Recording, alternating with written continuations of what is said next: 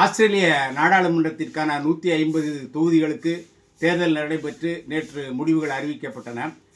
தொழிலாளர் கட்சி மீண்டும் ஆட்சி அமைக்கிறது. 85 இடங்களை கைப்பற்றியிருக்கின்றது. கடந்த தேர்தலை விட 7 இடங்கள் கூடுதலாக கிடைத்திருக்கின்றன.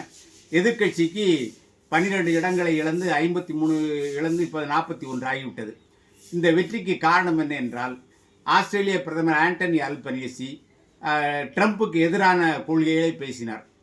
அவர்களுடைய வெளிநாட்டிலிருந்து நாம் கொள்கைகளை கடன் வாங்க வேண்டிய தேவையில்லை, அவரை போல நாம் இங்கே செயல்பட வேண்டியதில்லை என்று சொன்னார்.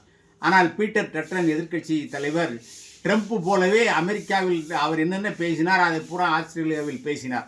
அதை ஆஸ்திரேலிய மக்கள் ஏற்றுக்கொள்ளவில்லை. அந்த கட்சியை ஒதுக்கி தள்ளிவிட்டார்கள். இப்பொழுது அந்த நாட்டு நாடாளுமன்றத்துக்கு நடந்தது 48வது தேர்தல். இந்திய நாடாளுமன்றத்திற்கு நாம் நடத்தியிருப்பது ஒரு 19வது தேர்தல் என்று நினைக்கிறேன்.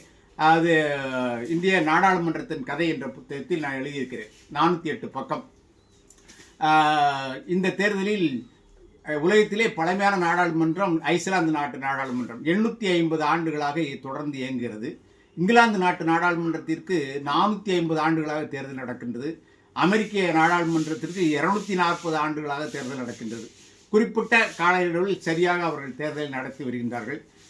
அங்கே இங்கிலாந்து நாடாளுமன்றத்தில் 650 உறுப்பினர்கள், 50,000 வாக்குகளுக்கு ஒரு நாடாளுமன்ற உறுப்பினர்.